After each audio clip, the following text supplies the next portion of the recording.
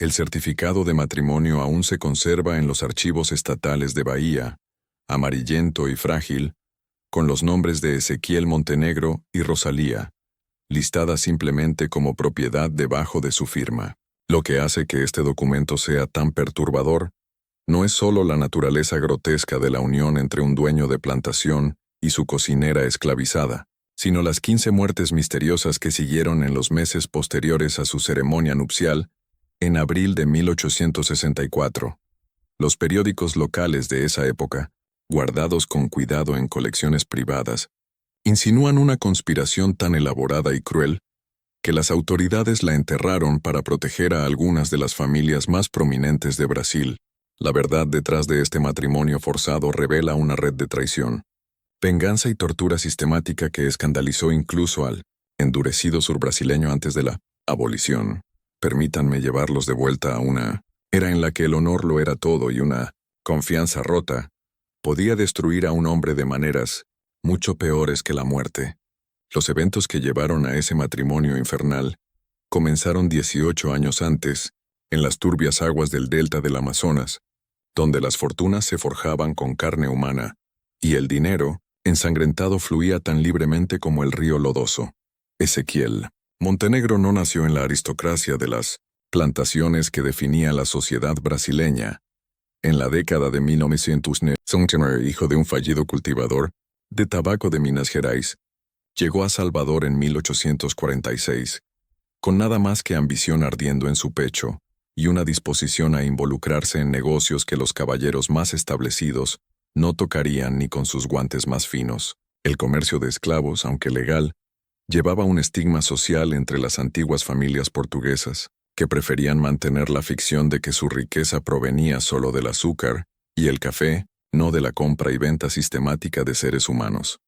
Fue en el sofocante verano de 1847 cuando Montenegro formó su sociedad con Lucas Vargas y Tomás Oliveira, dos hombres cuya desesperación igualaba su ambición despiadada. Vargas, el hijo menor de un barón del azúcar en declive, necesitaba dinero para salvar la plantación en ruinas de su familia de los acreedores. Oliveira, un ex capitán de barco que lo había perdido todo por la fiebre amarilla y malas inversiones, poseía un conocimiento invaluable de las rutas ilegales de esclavos desde África y las islas del Caribe.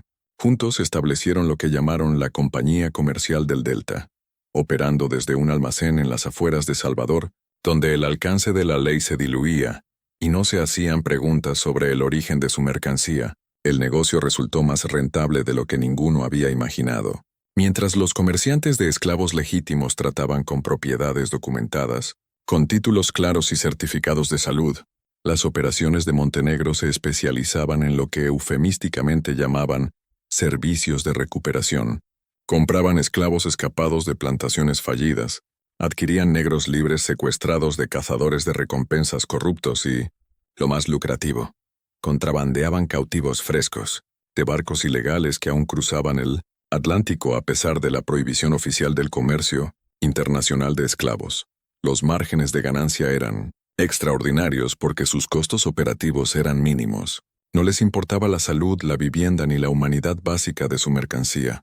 Durante 4 años, la sociedad floreció en las sombras de la Sociedad de Salvador. Reinvirtieron sus ganancias en negocios legítimos, comprando respetabilidad junto con propiedades. Vargas salvó la plantación de su familia y la expandió hasta convertirla en una de las operaciones de azúcar más productivas en la provincia de Pernambuco. Oliveira compró una flota de barcos fluviales y se convirtió en un magnate del transporte respetado. Montenegro mismo adquirió la plantación Río Verde, una operación modesta pero rentable de café a unos 50 kilómetros río arriba de Salvador, completa con una gran mansión colonial que anunciaba su llegada a la élite de los plantadores brasileños. Pero el éxito generó descuido, y el descuido atrajo la atención de personas influyentes. En la primavera de 1850, les llegó la noticia de que funcionarios imperiales investigaban operaciones ilegales de comercio de esclavos a lo largo de la costa atlántica. Alguien había estado haciendo preguntas sobre su negocio, examinando registros de envíos y, lo peor de todo, entrevistando a algunos de sus antiguos mercancías que habían logrado escapar o ganar la libertad por otros medios. Los 3 socios se reunieron en sesión de emergencia en el nuevo estudio de Montenegro en Río Verde, rodeados de libros encuadernados en cuero que él no podía leer y pinturas al óleo de ancestros que no eran suyos. La tensión en esa habitación era asfixiante, mientras cada hombre se daba cuenta de que su imperio de miseria humana estaba a punto de colapsar. Vargas, siempre el más nervioso de los tres, sugirió disolver la sociedad inmediatamente y destruir todos los registros de sus transacciones. Oliveira, con su pragmatismo de marinero, abogó por un enfoque más medido, trasladar sus activos al extranjero y esperar a que la investigación pasara. Pero Montenegro tenía una solución diferente, una que revelaba las verdaderas profundidades de su bancarrota moral. Ya había decidido eliminar a sus socios y robar sus activos combinados, pero necesitaba un plan que lo librara de sospechas mientras silenciaba a los 2 hombres que sabían lo suficiente para destruirlo. La solución le llegó con la claridad fría del mal puro. Asesinaría a ambos y arreglaría la escena para sugerir que se habían matado mutuamente en una disputa por dinero. Con Vargas y Oliveira muertos, sería el único sobreviviente de un trágico desacuerdo comercial, libre para hacer desaparecer la evidencia de sus actividades, ilegales mientras se quedaba con toda su riqueza acumulada. El asesinato ocurrió en una noche húmeda de julio de 1850 en el almacén que había servido como base de operaciones durante 4 años. Montenegro había organizado la reunión bajo el pretexto de planificar su estrategia de salida del negocio de esclavos. Escogió el lugar con cuidado. El distrito de almacenes estaba mayormente abandonado después del atardecer, y el edificio mismo estaba programado para demolición el mes siguiente, ya que la ciudad expandía sus instalaciones portuarias comerciales. Montenegro llegó temprano, ocultando una pistola cargada en su abrigo y un cuchillo afilado para desollar en su bota. Su plan era brutalmente simple: dispararle primero a Vargas, luego escenificar una pelea con cuchillos contra Oliveira que terminara con ambos muertos y él alegando defensa propia. Incluso había preparado testigos falsos, 3 hombres contratados de los muelles que jurarían haber visto a Vargas y Oliveira discutiendo violentamente ese mismo día por dinero desaparecido de sus cuentas.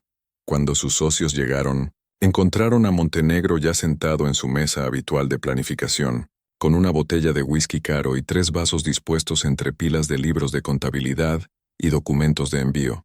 La conversación comenzó de manera normal, con Vargas revisando las amenazas legales que enfrentaban y Oliveira delineando un plan para transferir sus activos a bancos en Lisboa, donde la ley brasileña no podía alcanzarlos. Pero a medida que avanzaba la noche y el whisky fluía, Montenegro dirigió la discusión hacia su riqueza acumulada, específicamente la ubicación de las reservas de efectivo que habían escondido en varios bancos y casas seguras alrededor de Salvador. Fue Oliveira quien primero sintió que algo andaba mal. Los instintos del viejo marinero, afilados por años de viajes peligrosos y puertos violentos, captaron cambios sutiles en el comportamiento de Montenegro. La forma en que sus ojos nunca se encontraban con los de ellos, cómo su mano seguía dirigiéndose hacia el bolsillo de su abrigo, la tensión en su voz al preguntar por sus números de cuenta individuales y arreglos de seguridad. Cuando Oliveira sugirió posponer la reunión y reconvocarla al día siguiente con sus abogados presentes, Montenegro supo que su ventana de oportunidad se cerraba. La violencia estalló con una rapidez impactante. Montenegro sacó su pistola y disparó directamente al pecho de Vargas, antes de que el hombre más joven pudiera reaccionar. El disparo resonó en el almacén vacío como un trueno, y Vargas se derrumbó hacia atrás en su silla, con la sangre extendiéndose por su camisa blanca, mientras sus ojos se abrían en shock y traición. Pero Oliveira, a pesar de ser tomado por sorpresa, resultó más resistente de lo que Montenegro había anticipado. El ex capitán de barco volcó la pesada mesa entre ellos y se lanzó hacia adelante con una botella de whisky rota, cortando la cara de Montenegro y abriendo una herida profunda en su mejilla izquierda que dejaría una cicatriz permanente. Lo que siguió fue una lucha desesperada que duró casi 12 minutos, mucho más de lo planeado. Oliveira luchó con la furia de un hombre que entendía exactamente lo que estaba pasando y se negaba a morir en silencio. Chocaron contra cajones de documentos, esparcieron libros de contabilidad por el piso y dejaron rastros de sangre en cada superficie mientras forcejeaban por el control del cuchillo que Montenegro había sacado de su bota. Al final, fue la edad de Oliveira lo que lo traicionó.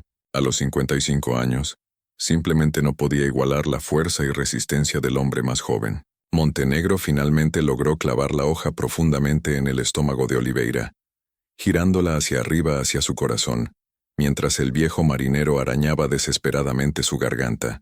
Pero incluso mientras Oliveira moría, logró jadear palabras que perseguirían a Montenegro por el resto de su vida. Mi sobrino lo sabe todo. Vendrá por ti. Cuando sea lo suficientemente mayor, te hará pagar. En ese momento Montenegro descartó esas palabras como los delirios de un moribundo.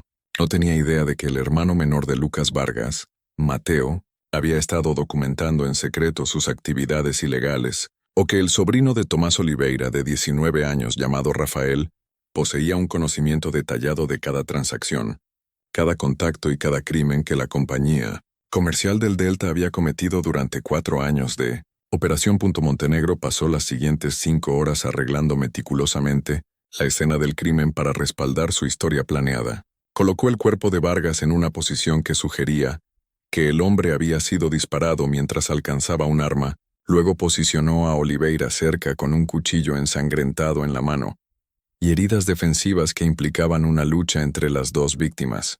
Esparció dinero por la habitación para sugerir una disputa por finanzas. Dañó la caja fuerte de la oficina para implicar un robo que salió mal e incluso se infligió heridas adicionales en sus propias manos y brazos para respaldar su afirmación de ser un espectador inocente. Atrapado en su confrontación violenta, los testigos falsos actuaron exactamente como se les pagó, testificando a la policía que habían visto a Vargas y Oliveira discutiendo esa tarde sobre fondos desaparecidos de la sociedad. Un trabajador corrupto del muelle afirmó haber oído gritos del almacén alrededor de la hora de los asesinatos, seguidos de disparos y sonidos de una lucha violenta. Lo más crucial, Montenegro había preparado una explicación convincente para su presencia en la escena. Alegó que había llegado para mediar en la disputa entre sus socios, solo para entrar en una confrontación mortal que lo dejó luchando por su propia vida. La policía de Salvador, abrumada por crímenes más urgentes y ansiosa por cerrar un caso, involucrando a 3 hombres de negocios relativamente respetables, aceptó la versión de Montenegro con una investigación mínima. El informe oficial concluyó que Vargas y Oliveira se habían matado mutuamente en una disputa comercial, con Montenegro escapando apenas del mismo destino. Dentro de una semana, el almacén fue demolido como planeado, destruyendo cualquier evidencia física restante de las actividades ilegales de la sociedad. Con sus socios muertos y sus activos repentinamente disponibles para reclamar, Montenegro actuó rápidamente para consolidar su nueva riqueza. Se presentó como el socio sobreviviente de una compañía de transporte legítima, produciendo documentos forjados con cuidado que mostraban que Vargas y Oliveira habían acordado transferir sus acciones a él en caso de sus muertes.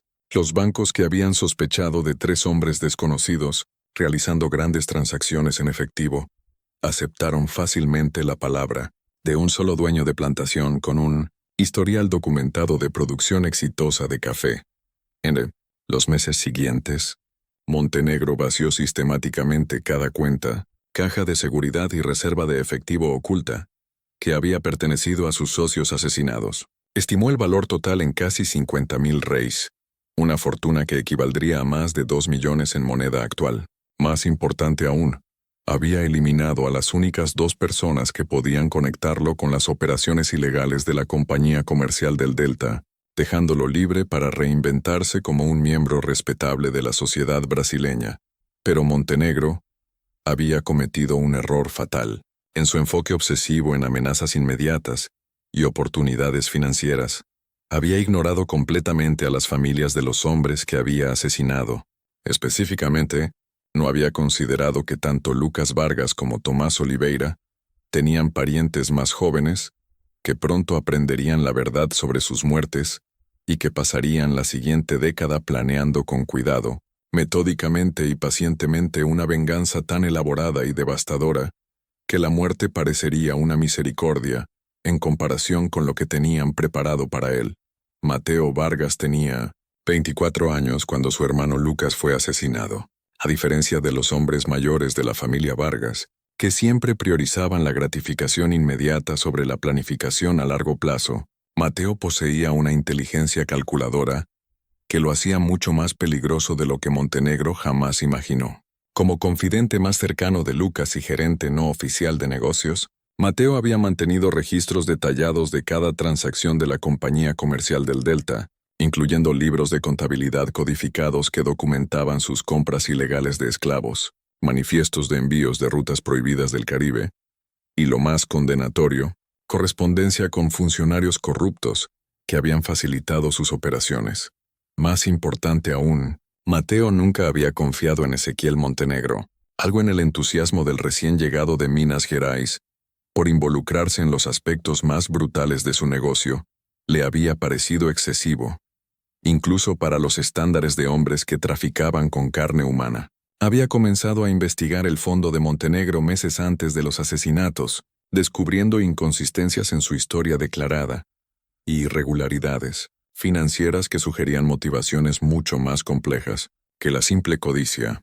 Cuando la noticia de la muerte de Lucas llegó a Mateo en la plantación familiar en dificultades, su primera reacción no fue el duelo, sino una furia fría y calculadora.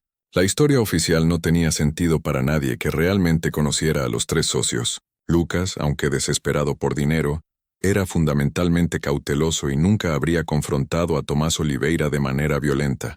Oliveira, a pesar de su áspero fondo de marinero, era un hombre de negocios metódico que resolvía disputas mediante negociación, no peleas con cuchillos. Pero lo más revelador de todo, la versión de Montenegro de la noche contenía detalles que Mateo sabía que eran falsos, incluyendo referencias a dinero y cuentas que ya habían sido movidas a diferentes ubicaciones semanas antes. Dentro de días del funeral, Mateo comenzó su propia investigación sobre los asesinatos en el almacén. Usando contactos de la red de negocios de su hermano, entrevistó a trabajadores de muelles, examinó registros de envíos e incluso sobornó a oficiales de policía para revisar la evidencia oficial. Lo que descubrió confirmó sus peores sospechas. La escena del crimen había sido escenificada con cuidado. Los testigos habían sido pagados para mentir, y varias piezas cruciales de evidencia habían sido ignoradas o destruidas deliberadamente. Lo más importante, aprendió que Montenegro había comenzado a acceder a los activos financieros de sus socios asesinados dentro de horas de sus muertes, sugiriendo un nivel de preparación que contradecía su afirmación de ser un espectador inocente. Mientras tanto, Rafael Oliveira estaba llevando a cabo su propia investigación desde un ángulo muy diferente. A los 26 años, el sobrino de Tomás poseía las conexiones marítimas de su tío, pero las combinaba con una educación formal en derecho y negocios que lo hacía excepcionalmente calificado para rastrear los aspectos financieros de los asesinatos. Rafael había pasado varios años trabajando en bancos y compañías de transporte en Salvador, construyendo relaciones con empleados, gerentes y funcionarios que podían proporcionar información que el enfoque más directo de Mateo podría pasar por alto. La investigación de Rafael reveló el verdadero alcance del robo de Montenegro, al examinar con cuidado registros bancarios, manifiestos de envíos y transferencias de propiedades. Documentó cómo el asesino había saqueado sistemáticamente cada activo perteneciente a la sociedad de la compañía comercial del Delta. Rafael calculó que Montenegro había robado más de 70,000 reis en efectivo, propiedades e inversiones comerciales, riqueza que representaba años de operaciones, ilegales pero rentables construidas sobre el sufrimiento de cientos de seres humanos esclavizados. Pero, lo que hacía a Rafael verdaderamente peligroso era su comprensión de cómo funcionaban realmente los sistemas financieros y legales de Brasil. A diferencia de Mateo, que se enfocaba en probar la culpa de Montenegro mediante evidencia directa, Rafael se dio cuenta de que un enfoque más efectivo sería usar la propia codicia de Montenegro en su contra. En lugar de buscar justicia inmediata a través del sistema judicial corrupto, Rafael comenzó a desarrollar un plan para destruir sistemáticamente la base financiera de Montenegro, dejándolo vulnerable al mismo tipo de traición y violencia que él había infligido a otros. Los dos jóvenes se encontraron por primera vez en el otoño de 1851, más de un año después de los asesinatos de sus parientes. La reunión tuvo lugar en un restaurante discreto en el Pelourinho de Salvador, donde Mateo había arreglado compartir su evidencia con Rafael con la esperanza de coordinar sus investigaciones individuales. Lo que ninguno de los dos esperaba era cuán perfectamente sus habilidades y recursos diferentes se complementaban, o cuán completamente su deseo compartido de justicia consumiría la siguiente década de sus vidas. Para la primavera de 1852, Mateo Vargas y Rafael Oliveira habían transformado sus búsquedas individuales de justicia en algo mucho más sofisticado y peligroso. Una conspiración coordinada con cuidado diseñada para destruir a Ezequiel Montenegro, mediante los mismos métodos que él había usado para asesinar a sus parientes: traición, manipulación financiera y, finalmente, violencia disfrazada de negocios legítimos. Pero a diferencia de la brutalidad impulsiva de Montenegro, su enfoque sería metódico, paciente y absolutamente devastador en su exhaustividad. La primera fase de su plan se centró en infiltrar las redes sociales y comerciales de Montenegro. Mateo, usando las conexiones restantes de su familia en la sociedad brasileña, comenzó a frecuentar los mismos clubes de caballeros, reuniones políticas y eventos sociales donde Montenegro se estaba estableciendo como un plantador respetable. Su objetivo no era confrontar al asesino de su hermano directamente, sino estudiar los hábitos del hombre, sus debilidades y, lo más importante, sus vulnerabilidades financieras. Mateo estaba bendecido con el encanto y las habilidades sociales de su difunto hermano, y en meses se había posicionado como uno de los conocidos casuales de Montenegro, alguien lo suficientemente confiable para compartir bebidas, pero no lo suficientemente significativo como para ser considerado una amenaza.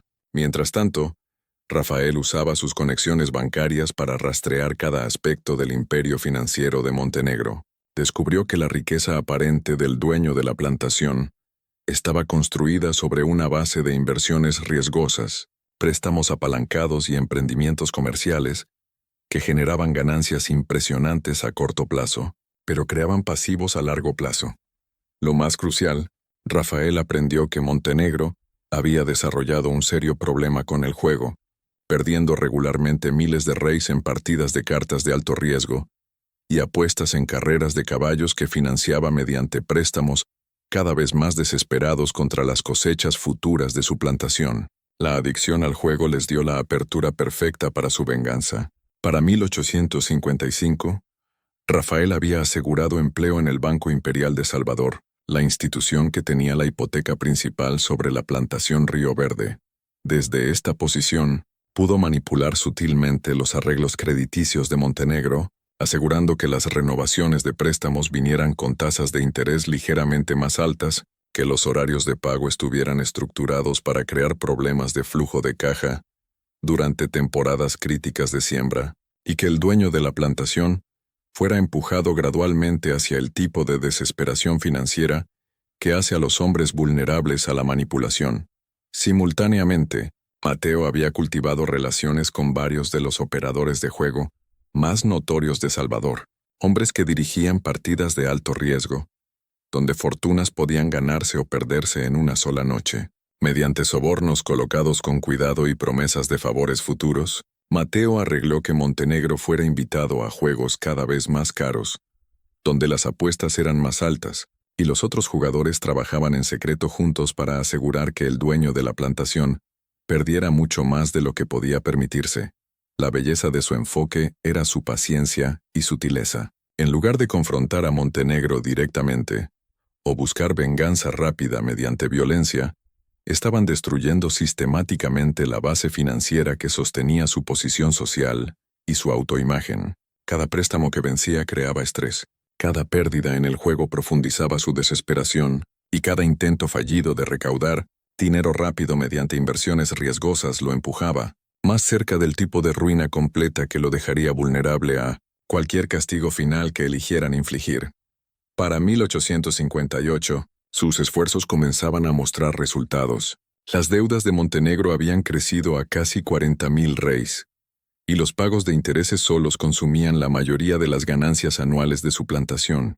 Había sido forzado a vender varias parcelas de su tierra para cubrir pérdidas en el juego, y rumores circulaban entre la élite de los plantadores brasileños de que la plantación Río Verde estaba en serios problemas financieros. Más importante aún, la personalidad de Montenegro comenzaba a mostrar la tensión de la presión financiera constante. Se había vuelto irascible, sospechoso de los motivos de sus vecinos, y cada vez más desesperado en sus intentos por encontrar nuevas fuentes de ingreso. Pero Mateo y Rafael no estaban contentos con una mera ruina financiera. Su objetivo final era someter a Montenegro al mismo tipo de humillación y terror que sus parientes asesinados habían experimentado en sus momentos finales. Querían que entendiera que su prosperidad había sido construida sobre sangre, que su respetabilidad era una ficción, y que la justicia finalmente lo había encontrado, a pesar de toda su planificación cuidadosa y eficiencia brutal. La fase final de su venganza requeriría empujar a Montenegro más allá de la mera desesperación financiera, hacia una posición donde se viera forzado a aceptar cualquier término que ofrecieran, sin importar cuán degradantes o peligrosos fueran esos términos. Necesitaban que estuviera tan completamente atrapado que la muerte pareciera preferible a las alternativas, pero también lo necesitaban, vivo lo suficiente para apreciar plenamente la naturaleza sofisticada de su venganza. Fue Rafael quien concibió la idea de usar a los propios esclavos de Montenegro como instrumentos de su destrucción. Todo dueño de plantación vivía en constante miedo a una rebelión de esclavos, y ese miedo podía ser explotado por hombres que entendían la dinámica psicológica de la relación amo-esclavo. Pero en lugar de incitar un levantamiento real, que sería tanto peligroso como moralmente problemático, Rafael sugirió un enfoque más sutil. Usarían el matrimonio de Montenegro con una de sus propias esclavas como la humillación definitiva, una degradación pública que destruiría su posición social mientras lo dejaría legalmente impotente para escapar de las consecuencias. La selección de Rosalía como instrumento de la humillación final de Montenegro no fue aleatoria. Mateo y Rafael habían pasado meses estudiando a cada persona que vivía y trabajaba en la plantación Río Verde, buscando a alguien cuyo matrimonio forzado con su objetivo creara el máximo daño social posible, mientras les proporcionaba un medio confiable para controlar el destino final de Montenegro. Rosalía cumplía con todos sus requisitos perfectamente, pero por razones que iban mucho más profundas que su apariencia física o estatus social. A los 40 años, Rosalía era en efecto una mujer corpulenta, pero su tamaño era lo menos notable sobre ella desde la perspectiva de Mateo y Rafael. Lo que la hacía invaluable para sus planes era su inteligencia, su lealtad completa a su propia supervivencia y, lo más importante, su odio absoluto hacia Ezequiel Montenegro. A diferencia de muchos esclavos que habían aprendido a ocultar sus verdaderos sentimientos detrás de máscaras de complacencia, Rosalía nunca se había molestado en disimular su desprecio por el hombre que la poseía. Realizaba sus deberes como cocinera principal de manera eficiente y sin quejas, pero cualquiera que la observara con cuidado podía ver la furia fría que ardía detrás de sus ojos cada vez que Montenegro estaba presente. Su odio tenía raíces profundas. Rosalía había sido comprada por Montenegro en 1853 de una plantación fallida en Pernambuco, donde había sido separada de su esposo y 4 hijos, vendidos a dueños diferentes en estados distintos. La separación no era económicamente necesaria. Montenegro podía haber afforded comprar a toda su familia, pero eligió adquirir solo a Rosalía porque necesitaba una cocinera experimentada y no veía ganancia en adquirir lo que despectivamente llamaba bocas innecesarias para alimentar. Cuando Rosalía le suplicó que al menos comprara a su hijo menor, un niño de 12 años, Montenegro se rió y le dijo que dirigía una plantación, no un orfanato para niños de color. Durante 8 años, Rosalía había soportado la humillación diaria de preparar comidas elaboradas para el hombre que había destruido su familia, sirviéndole delicadezas caras mientras ella sobrevivía con sobras y restos de cocina.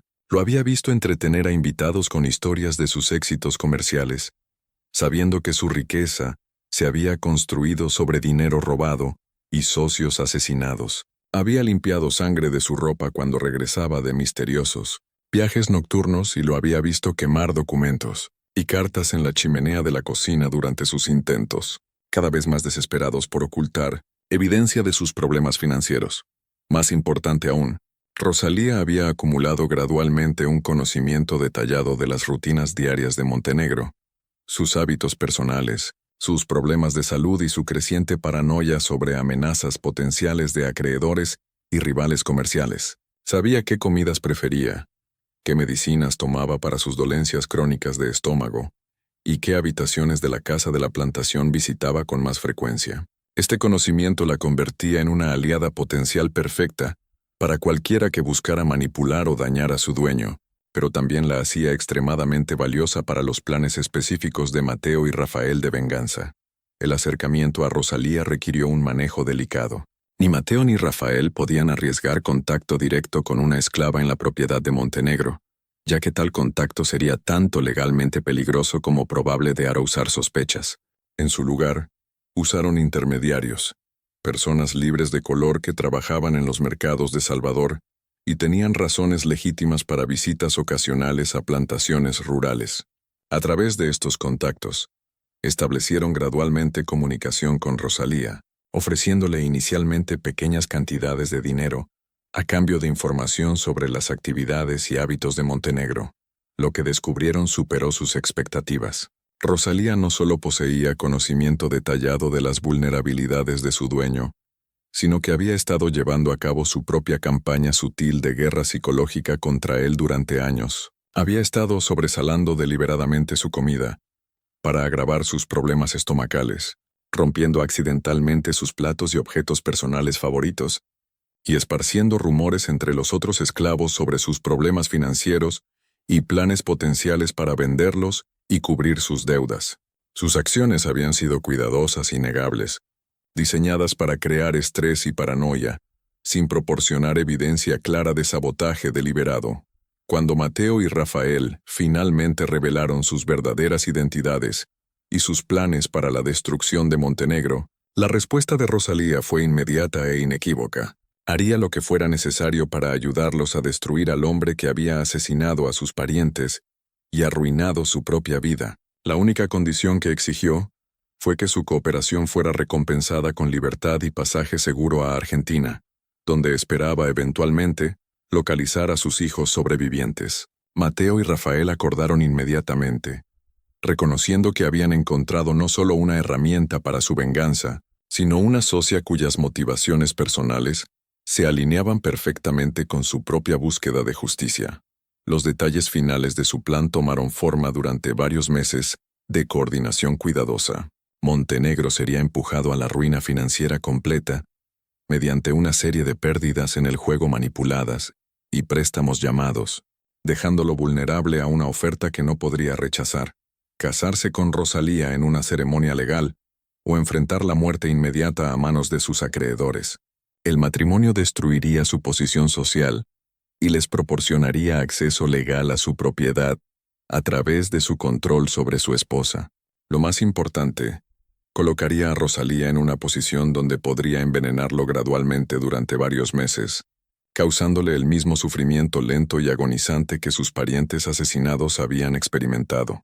Pero el plan requería un elemento crucial más: el timing. Necesitaban asegurar que el colapso financiero de Montenegro coincidiera con un período en el que estuviera aislado de aliados potenciales e incapaz de buscar ayuda de las autoridades o conexiones políticas. La oportunidad llegó a principios de 1864, cuando Rafael se enteró de que Montenegro planeaba asistir a un torneo de juego de alto riesgo en Salvador, esperando ganar suficiente dinero para salvar su plantación de la ejecución hipotecaria. Sería el momento perfecto para tender su trampa, cuando Montenegro estaría lo suficientemente desesperado como para aceptar cualquier término que ofreciera esperanza de supervivencia, sin importar cuán degradantes resultaran ser. El antro de juego donde Ezequiel Montenegro encontraría su destino estaba ubicado en un almacén convertido cerca del puerto de Salvador, un lugar donde los hombres más desesperados y peligrosos de la ciudad se reunían para arriesgar todo en el giro de una carta o el lanzamiento de dados. La noche de marzo de 1864 en que Montenegro llegó era particularmente húmeda y opresiva, con niebla rodando desde el océano Atlántico, para envolver las calles en una bruma gris que parecía amortiguar el sonido y difuminar los límites entre la realidad y la pesadilla. Montenegro entró al antro llevando un maletín de cuero con 10.000 reis, casi todos los activos líquidos que pudo reunir mediante la venta de esclavos, equipo y propiedades personales de la plantación Río Verde. Representaba su último intento desesperado por ganar suficiente dinero para satisfacer a sus acreedores y salvar su plantación de la ejecución. Lo que no sabía era que Mateo Vargas y Rafael Oliveira habían estado orquestando este momento con cuidado durante meses, asegurando que cada otro jugador en la mesa de alto riesgo trabajara juntos para despojarlo de su riqueza restante. El juego era póker de 5 cartas, jugado con apuestas que comenzaban en 600 reis por mano y escalaban rápidamente a medida que avanzaba la noche. Montenegro experimentó un éxito moderado inicial, ganando suficientes botes pequeños para creer que su suerte finalmente podría estar cambiando. Pero a medida que las apuestas aumentaban y el alcohol fluía más libremente, comenzó a hacer apuestas cada vez más imprudentes, impulsado por una combinación de desesperación y la falsa confianza que venían de sus victorias tempranas. Para la medianoche, Montenegro había perdido más de la mitad de su capital, pero continuó jugando con la intensidad desesperada de un hombre que entendía que esta era literalmente su última oportunidad para salvarse de la ruina completa. Los otros jugadores, siguiendo las instrucciones cuidadosas de Mateo, le permitieron ganar manos ocasionales para mantenerlo en la mesa, pero gradualmente aumentaron la presión hasta que apostaba cantidades que representaban toda su fortuna, restante en sorteos individuales, de cartas.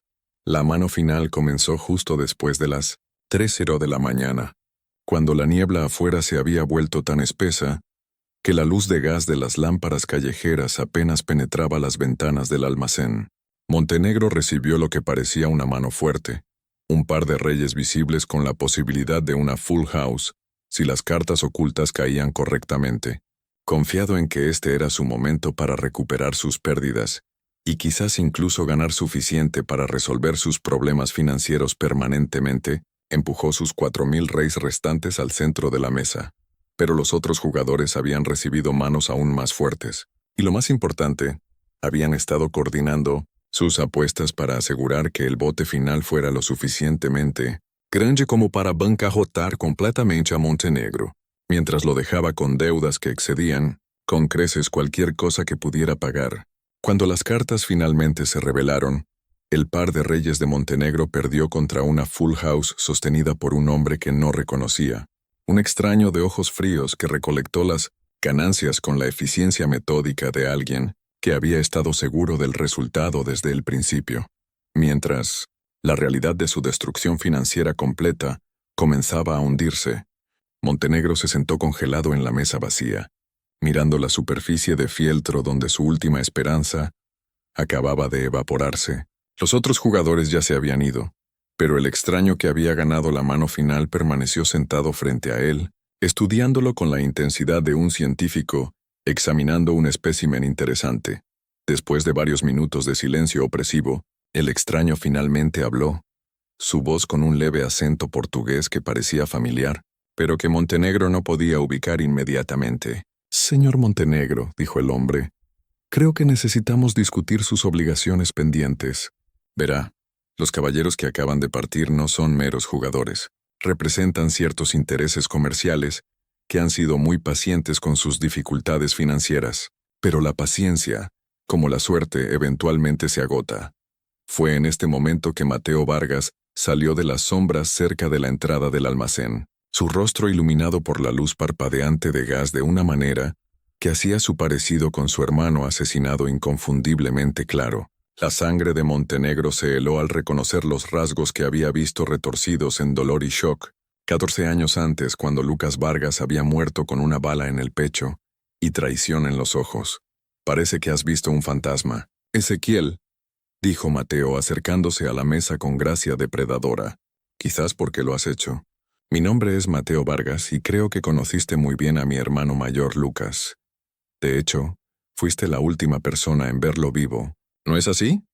El almacén de repente se sintió imposiblemente frío a pesar del aire húmedo brasileño afuera.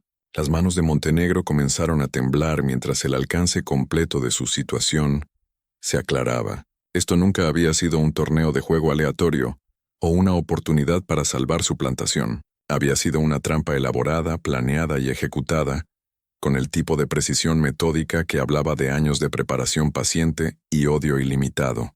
Rafael Oliveira emergió de otra esquina del almacén, completando el triángulo de acusadores que rodeaba a Montenegro en la mesa de póker. Mi tío Tomás siempre dijo que eras astuto, señor Montenegro. Lo suficientemente astuto como para asesinar a 2 hombres y robar el trabajo de su vida, pero aparentemente no lo suficiente, como para darte cuenta de que los hombres muertos a veces dejan atrás sobrinos que recuerdan las historias de sus tíos y nunca olvidan a sus asesinos. El almacén cayó en tintos silencio excepto por el sonido distante de bocinas de barcos resonando a través del río envuelto en niebla. Montenegro se sentó paralizado entre sus acusadores, su mente corriendo por posibles escapes y encontrando ninguno. Estaba solo en un edificio aislado con 2 hombres que habían pasado más de una década planeando su destrucción, y su ruina financiera completa significaba que nadie lo buscaría si simplemente desaparecía en el delta del Amazonas. Mateo se movió a la silla directamente frente a Montenegro, acomodándose con cuidado deliberado antes de hablar de nuevo. Lo sabemos todo, Ezequiel.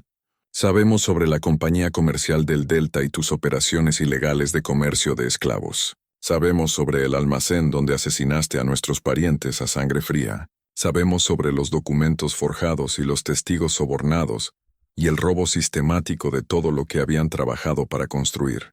Lo más importante, sabemos que has estado viviendo de dinero ensangrentado durante 14 años, construyendo tu estilo de vida de plantación respetable sobre los cimientos de sus cadáveres. Rafael se acercó desde el otro lado, produciendo una carpeta de cuero llena de documentos que esparció por la mesa de póker, como evidencia en un tribunal. Estas son copias de cada transacción financiera que has hecho desde 1850, señor Montenegro. Registros bancarios que muestran cómo saqueaste las cuentas de nuestros parientes. Transferencias de propiedades que demuestran cómo adquiriste activos que legítimamente pertenecen a sus herencias. Incluso correspondencia con algunos de los funcionarios corruptos que te ayudaron a cubrir tus huellas. Funcionarios que desde entonces se han preocupado mucho más por su propia supervivencia que por proteger la tuya. La evidencia era abrumadora e innegablemente auténtica. Montenegro reconoció documentos que pensó que habían sido destruidos años atrás. Registros financieros que solo mogli haber sido obtenidos mediante una investigación extensa y sobornos cuidadosos. Y lo más condenatorio de todo, declaraciones juradas de personas que habían presenciado varios aspectos de sus crímenes, pero habían permanecido en silencio hasta ahora. Mateo y Rafael habían construido un caso que no solo probaría su culpa en cualquier tribunal, sino que también implicaría a docenas de otros ciudadanos prominentes brasileños que habían ayudado inconscientemente a lavar su riqueza robada. La pregunta ahora, continuó Mateo, es ¿qué pretendemos hacer con esta información? Podríamos entregarla a las autoridades imperiales, que estarían muy interesadas en procesar no solo a ti, sino a todos los que te ayudaron a integrar dinero robado en el sistema bancario de Brasil. O podríamos arreglar que ciertas partes en Salvador aprendan que has estado operando bajo falsos pretextos durante más de una década, viviendo una mentira construida sobre el asesinato de sus asociados y amigos. Sospecho que cualquiera de los enfoques resultaría en tu muerte, probablemente precedida por considerable desagradabilidad. Montenegro finalmente encontró su voz, aunque salió como poco más que un susurro. ¿Qué quieren? ¿Dinero? Puedo conseguir dinero. Mi plantación vale. Tu plantación no vale nada, interrumpió Rafael. Tenemos la hipoteca, ¿recuerdas? Junto con la mayoría de tus otras deudas. Hemos estado adquiriendo sistemáticamente tus obligaciones durante años, señor Montenegro.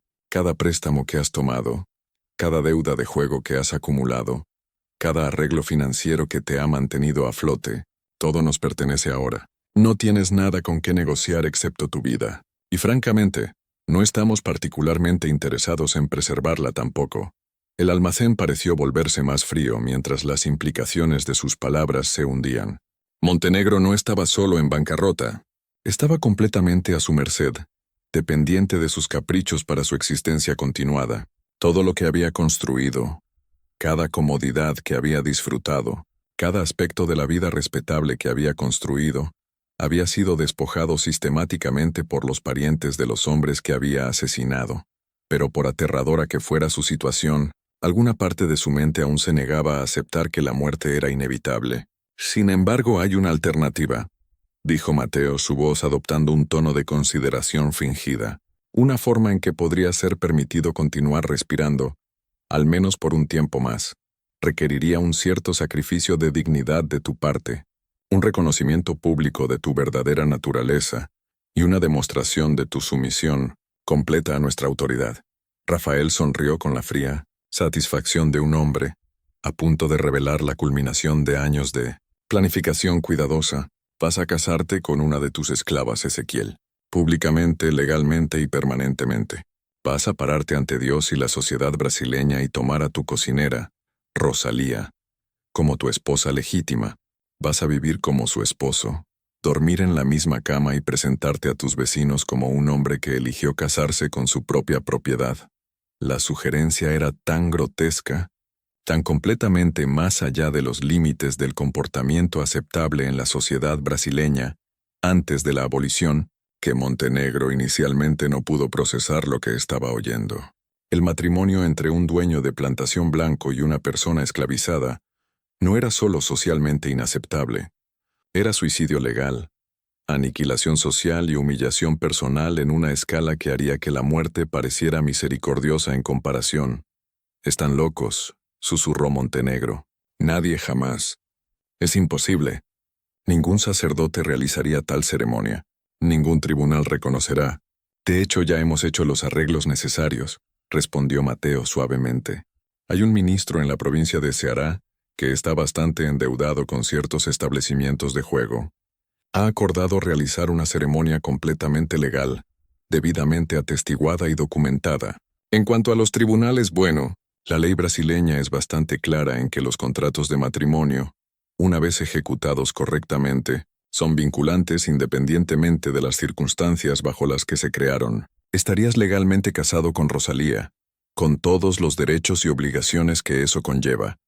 Rafael se inclinó hacia adelante sobre la mesa, sus ojos brillando con satisfacción maliciosa. La belleza de este arreglo, señor Montenegro, es que te da una elección.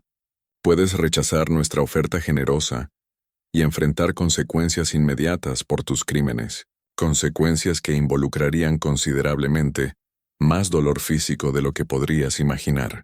O puedes aceptar una humillación temporal a cambio de una vida continuada, por degradada que esa vida se vuelva. El almacén cayó en silencio de nuevo mientras Montenegro luchaba con la decisión imposible. La muerte sería final, pero al menos preservaría algún vestigio de su reputación. Sus vecinos podrían recordarlo como un hombre con problemas de juego y fallos comerciales, pero no sabrían la verdad sobre sus asesinatos o crímenes. El matrimonio con Rosalía, por otro lado, destruiría cada aspecto de su identidad social mientras lo dejaría vivo para soportar años de humillación pública y tormento privado. ¿Cuánto tiempo?, preguntó finalmente. Si acepto este arreglo, ¿cuánto duraría? Mateo y Rafael intercambiaron una mirada que hablaba de comprensión compartida y satisfacción mutua. Por el resto de tu vida natural, señor Montenegro, el matrimonio es un vínculo sagrado, después de todo. Aunque, dada tu edad y aparentes problemas de salud, sospechamos que tu vida natural podría no extenderse tanto como esperas. La implicación era clara y escalofriante. No le estaban ofreciendo una humillación temporal seguida de libertad eventual. Le estaban ofreciendo una muerte lenta disfrazada de matrimonio, un tormento prolongado que destruiría su espíritu antes de finalmente reclamar su cuerpo. Pero la alternativa, ejecución inmediata en un almacén envuelto en niebla con su cuerpo arrojado al Amazonas, parecía aún peor que lo que tuvieran planeado para él. Después de lo que pareció horas, pero probablemente fueron solo minutos, Montenegro levantó la cabeza y miró directamente a sus torturadores. Si acepto este matrimonio, ¿qué garantía tengo de que no me matarán de todos modos? Ninguna en absoluto, respondió Rafael con brutal honestidad. Pero tienes nuestra palabra de que tu muerte, cuando llegue, será considerablemente más placentera que lo que habíamos planeado originalmente. Piensa en el matrimonio como una oportunidad para demostrar buen comportamiento. La complacencia será recompensada con amabilidad. La resistencia será castigada con creatividad. Mateo produjo un documento de su bolsillo del abrigo y lo colocó en la mesa junto a la evidencia de los crímenes de Montenegro. Este es un contrato de matrimonio debidamente preparado y listo para tu firma.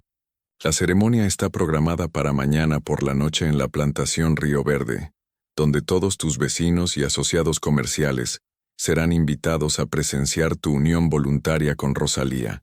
Les han dicho que has experimentado una conversión religiosa y deseas demostrar tu compromiso con la caridad cristiana, elevando a una de tus esclavas al estatus de esposa.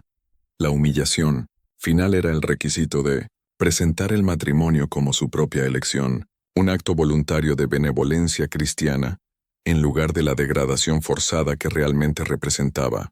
Sus vecinos lo pensarían excéntrico, posiblemente loco, pero también creerían que había elegido este camino por su propia voluntad. Nadie sospecharía que estaba siendo coercionado por los vengativos parientes de socios asesinados porque nadie más sabía que Lucas Vargas y Tomás Oliveira habían existido, siquiera. Montenegro alcanzó el contrato de matrimonio con manos que temblaban tan violentamente que apenas podía sostener el documento. Los términos eran simples y absolutos. Se casaría con Rosalía en una ceremonia legal, viviría con ella como esposo y esposa, y proveería para su bienestar como lo haría con cualquier cónyuge. A cambio, sus acreedores se abstendrían de la colección inmediata de sus deudas y le permitirían continuar operando la plantación Río Verde bajo su supervisión. Mientras firmaba su nombre en el contrato que destruiría su vida, Montenegro trató de convencerse de que podría encontrar alguna forma de escapar de esta trampa una vez que hubiera ganado tiempo mediante la complacencia. Tal vez podría apelar a las autoridades o huir a otro estado, o encontrar algún vacío legal que invalidara el matrimonio.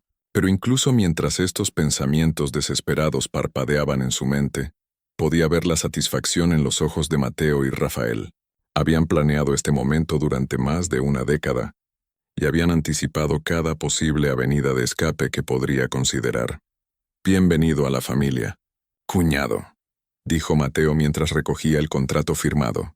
«Te veremos mañana por la noche para la ceremonia. Confío en que te vestirás apropiadamente para una ocasión tan trascendental». La mañana del 15 de abril de 1864 amaneció gris y opresiva, con nubes pesadas amenazando lluvia, y un viento húmedo que llevaba el hedor de vegetación podrida de los manglares cercanos. Montenegro no había dormido desde que regresó de Salvador, pasando la noche paseando por su estudio y mirando el contrato de matrimonio que representaba el fin de todo lo que había construido durante 18 años en Brasil. Rosalía había sido informada del arreglo a través de intermediarios, aunque fingió sorpresa cuando Montenegro torpemente intentó explicar la situación durante el desayuno. Escuchó su relato tartamudeante de dificultades financieras y obligaciones sociales, con el tipo de atención paciente que un padre podría mostrar a un niño, confesando una travesura menor. Cuando terminó su explicación patética, ella simplemente asintió y dijo: «Sí, amo Montenegro, lo entiendo. Me prepararé para la ceremonia». La aceptación calmada en su voz lo aterrorizó más que la ira o la resistencia lo hubieran hecho. Sugería un nivel de preparación y coordinación que implicaba que ella había sabido del plan mucho antes de que él fuera forzado a aceptarlo. Mientras la observaba moverse eficientemente por la cocina, preparando lo que sería su última comida como amo y esclava, Montenegro comenzó a darse cuenta de que sus torturadores habían sido mucho más exhaustivos en su planificación de lo que había entendido inicialmente. A lo largo del día, vecinos y conocidos llegaron a la plantación Río Verde, atraídos por invitaciones que Mateo y Rafael habían enviado en nombre de Montenegro. A los invitados se les dijo que estaban presenciando una demostración notable de caridad cristiana, ya que su vecino había decidido honrar a una de sus sirvientas más fieles, ofreciéndole la protección y dignidad del matrimonio. La mayoría llegó esperando ver algún tipo de broma elaborada, o quizás evidencia de que Montenegro finalmente había sucumbido a la inestabilidad mental que sus problemas financieros recientes parecían sugerir. Lo que encontraron en cambio fue una ceremonia de boda organizada adecuadamente, completa con decoraciones, refrigerios y un novio nervioso que parecía genuinamente comprometido con los procedimientos bizarros. Montenegro se había vestido con sus mejores ropas, como Mateo había sugerido, y jugó su rol con la convicción desesperada de un hombre que entendía que su supervivencia dependía de una actuación convincente. Cuando los invitados preguntaron sobre su decisión inusual, repitió la explicación sobre la conversión religiosa y el deber cristiano con suficiente sinceridad aparente, como para que la mayoría la aceptara como la elección excéntrica de un hombre bajo considerable estrés. Rosalía apareció para la ceremonia vestida con un gown simple pero elegante que alguien había proporcionado para la ocasión. A los 40 años era en efecto una mujer corpulenta, pero se portaba con una dignidad y compostura que impresionó incluso a los invitados escépticos.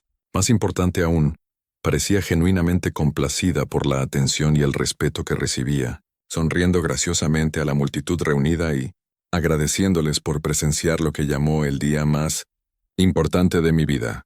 El ministro de la provincia de Ceará realizó la ceremonia con eficiencia profesional, leyendo los votos tradicionales y pidiendo las respuestas apropiadas de ambos novios. Cuando llegó a la parte sobre hablar ahora o callar para siempre, varios invitados se movieron incómodos, pero nadie fue lo suficientemente valiente como para desafiar lo que parecía una unión legal y voluntaria entre adultos, consentidores.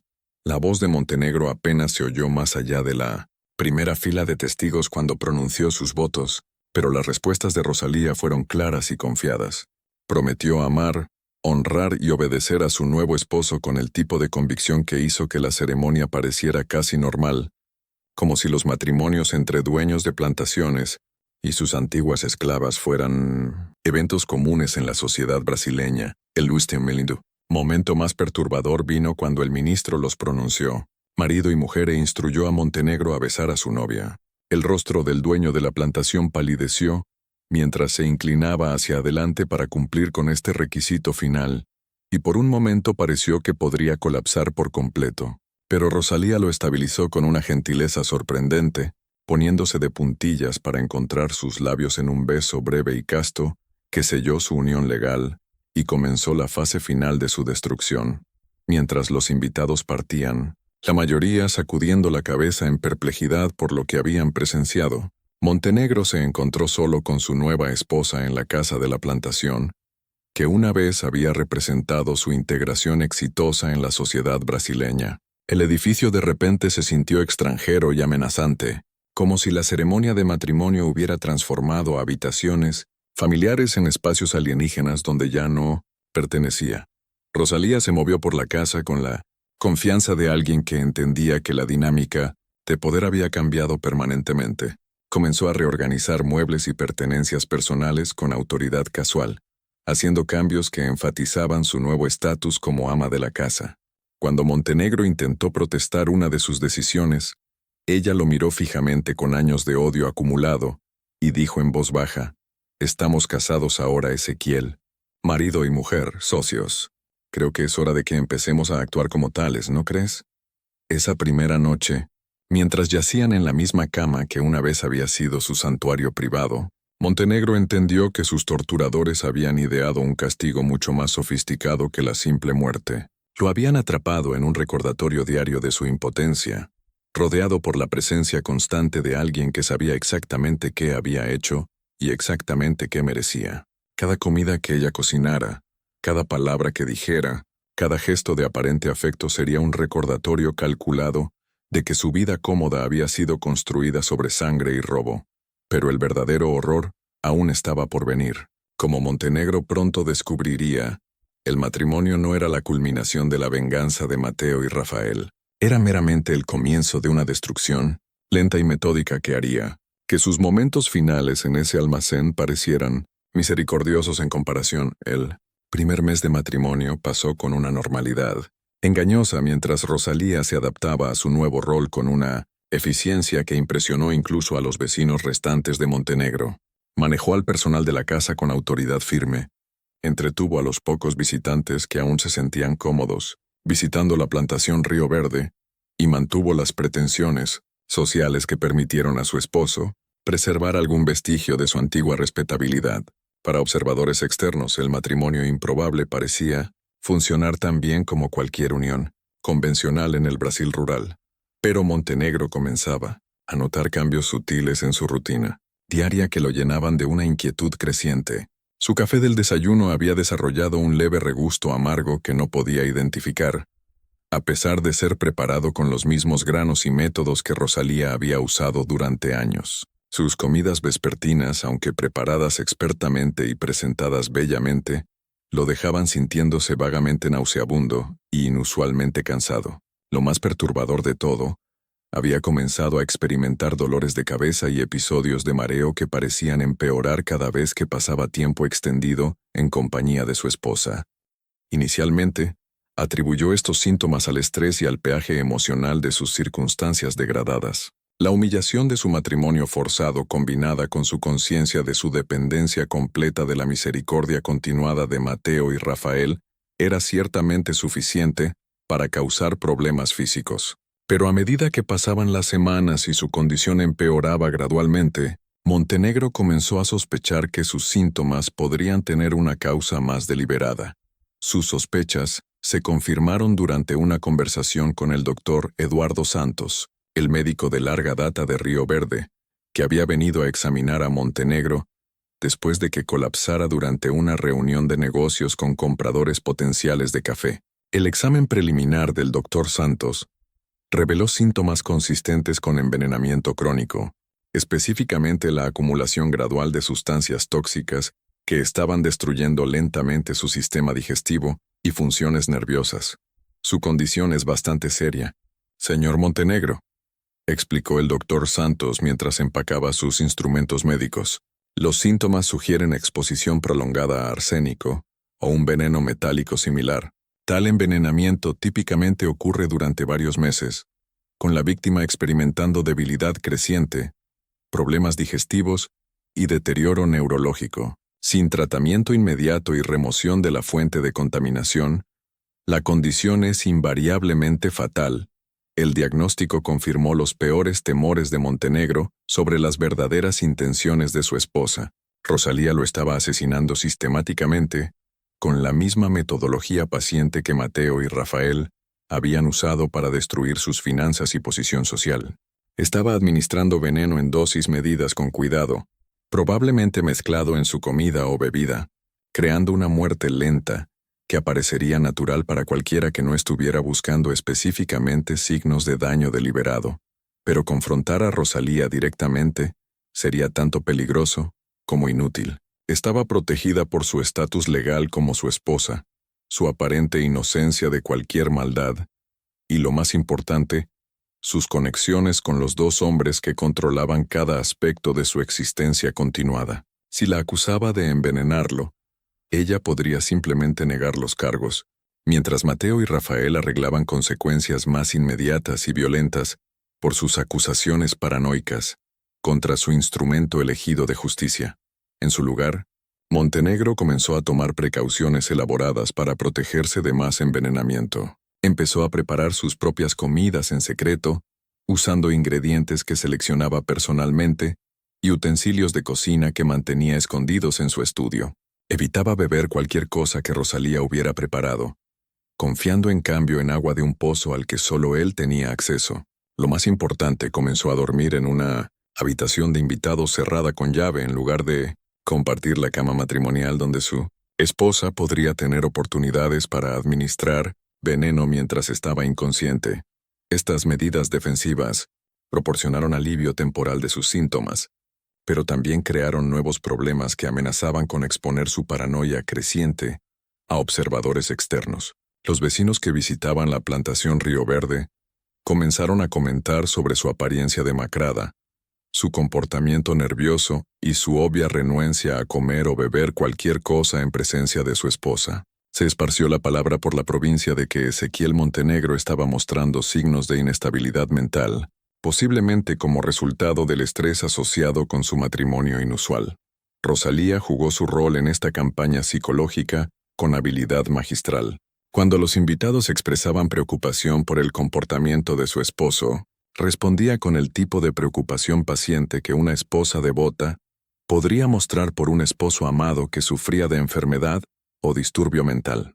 Preparaba comidas elaboradas que él rechazaba comer, le ofrecía bebidas que él declinaba con sospecha obvia, y generalmente se comportaba como una mujer cuyos esfuerzos por cuidar a su esposo eran rechazados por un hombre que estaba perdiendo el contacto con la realidad. La brillantez de su enfoque era que hacía que las acciones defensivas de Montenegro parecieran síntomas de delirio paranoico en lugar de respuestas razonables a amenazas genuinas. Su rechazo a comer su cocina parecía miedo irracional en lugar de precaución inteligente. Su comportamiento secreto y desconfianza obvia hacia su esposa parecían evidencia de colapso mental en lugar de prueba de que estaba siendo asesinado sistemáticamente. Lo más devastador, sus intentos de explicar la situación al doctor Santos y otros asociados de confianza eran descartados como los desvaríos de un hombre que había sido llevado a la locura por el estrés financiero y la humillación social. Nadie podía creer que una mujer recientemente esclavizada fuera capaz de concebir y ejecutar un complot de asesinato tan sofisticado, o que tuviera el conocimiento y recursos necesarios para obtener y administrar venenos exóticos durante un periodo extendido.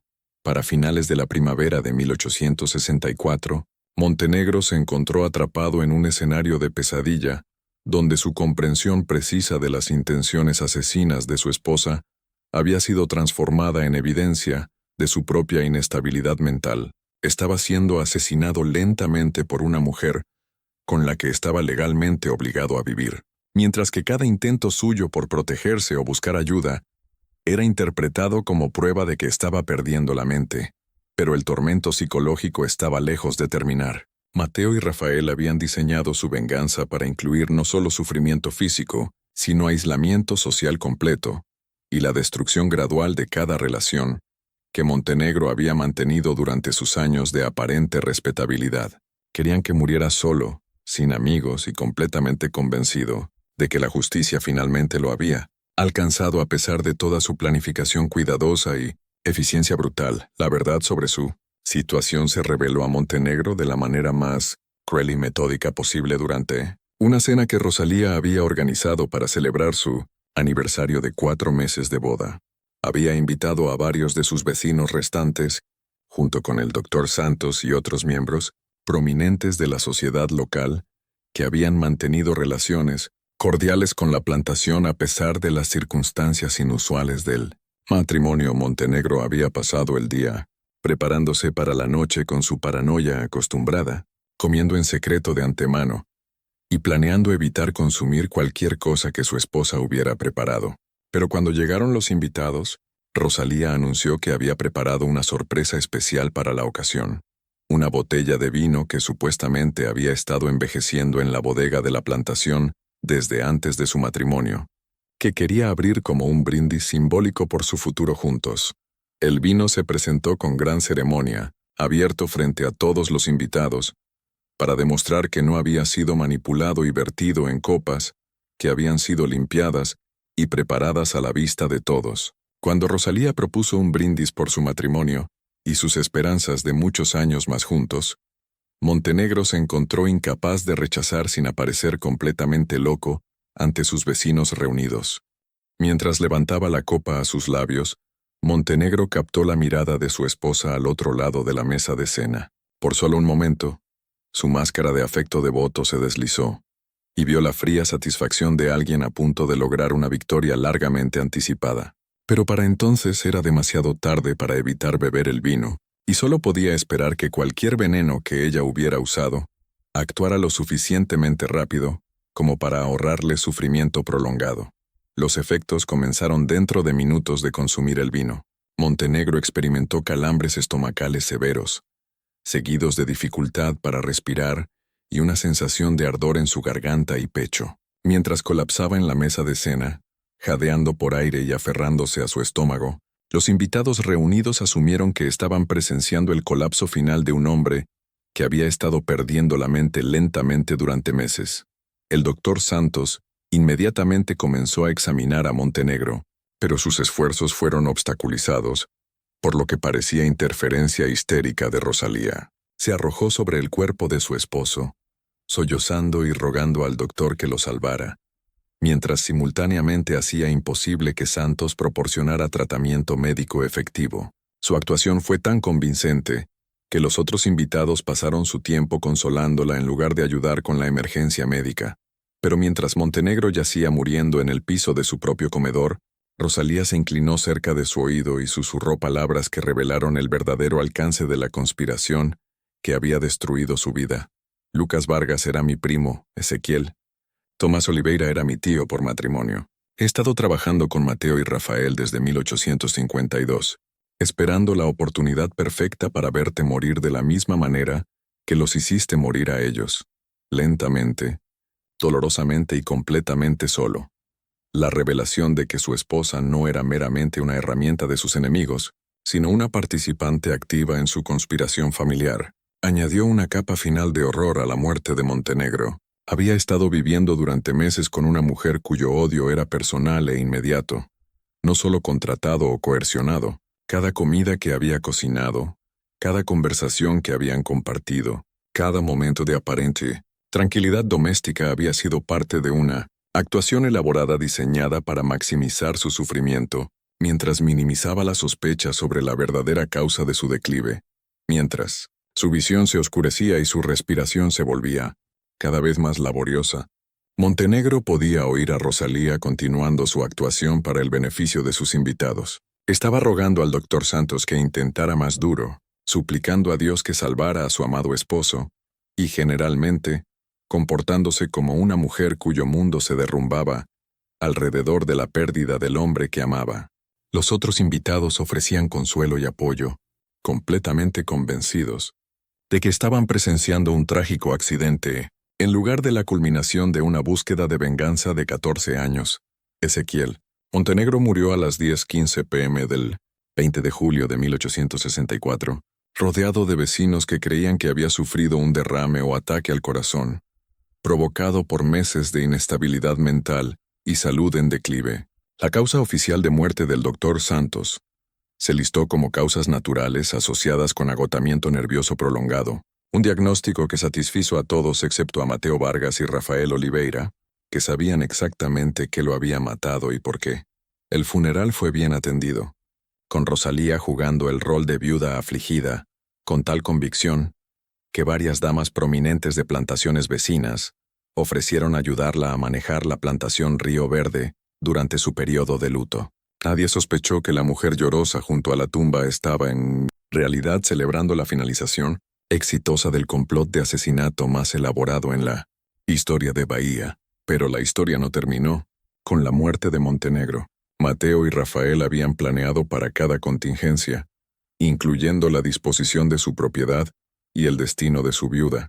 Como heredera legal de Montenegro, Rosalía heredó la plantación Río Verde junto con todas sus deudas y obligaciones. Deudas que, como le recordaron rápidamente, ahora se debían a ellos como representantes de varias instituciones financieras. Dentro de un mes del funeral, Rosalía había firmado documentos transfiriendo la propiedad de la plantación a Mateo y Rafael a cambio de la condonación de las deudas pendientes. Luego desapareció completamente de Brasil, presumiblemente dirigiéndose al sur con suficiente dinero para comenzar una nueva vida como mujer, libre en un lugar donde nadie conocía su historia como esclava o como asesina.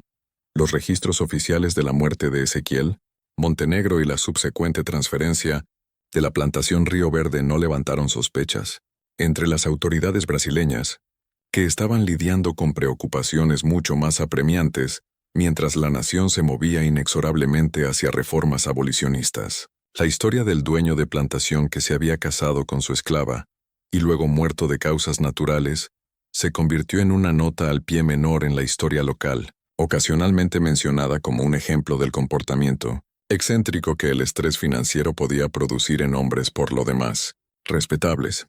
Pero entre ciertas familias en Salvador y las parroquias circundantes, una versión diferente de la historia circulaba en voz baja durante generaciones. Esta versión hablaba de una conspiración tan elaborada y paciente que había tomado 14 años para completarse, de una justicia tan perfectamente calibrada que el castigo había igualado el crimen tanto en duración como en sufrimiento. Lo más importante servía como advertencia sobre los peligros de traicionar a socios comerciales, especialmente cuando esos socios tenían parientes lo suficientemente inteligentes y despiadados como para pasar una década planeando la venganza perfecta.